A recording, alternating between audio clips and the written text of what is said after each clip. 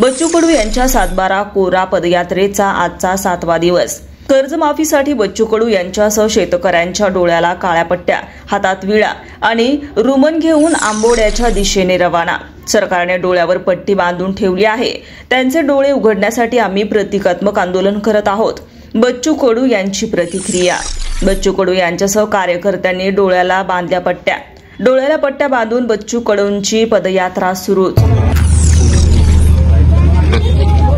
सरकारला डोळे असून दिसत नाहीये। रोज शेतकरी मरतोय, 2 पाय नसणारे, डोळ्यानं बंद असणारे, मूकबधिरांना सुद्धा 15 महिने झाले पगार नाही। कसे जगावत असेल? फडणवीस साहेबांना वारंवार मेसेज केला, त्यांचं उत्तर होकारार्थी आलं, निर्णय काही होत नाहीये। डोळे असून डोळे नसणाऱ्या सरकाराच्या विरोधात पट्टी बांधून आंदोलन करतो आहे, तर तुमच्यापेक्षा डोळे नसणारे लोक बरे, त्याला कम से कम सामान्य माणसाबद्दलचं मन आहे।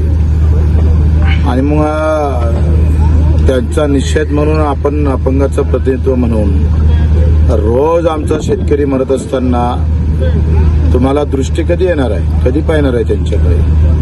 काल आमच्या अचलपूरला श्रीकृष्णानं आत्महत्या केली आणि मी अन्नत्याग आंदोलन करत होतो तेव्हा रामानं आत्महत्या केली।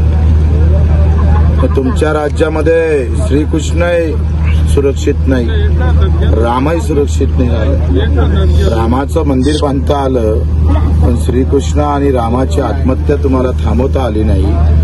त्याचं खरं तर निषेध करतो आहे। अंध असून त्याची काय हालअपेष्टा असतं ते आम्ही आता या यात्रेदरम्यान भोगत आहोत, पाहत आहोत का तो दृष्टीहीन असणारा आमचा अंध दिव्यांग कसा जगत असेल, कशी त्याची हालअपेष्टा होत असेल, ही किमान दृष्टी आमच्या सरकारला आली पाहिजे, याच्यासाठी ही बांधली।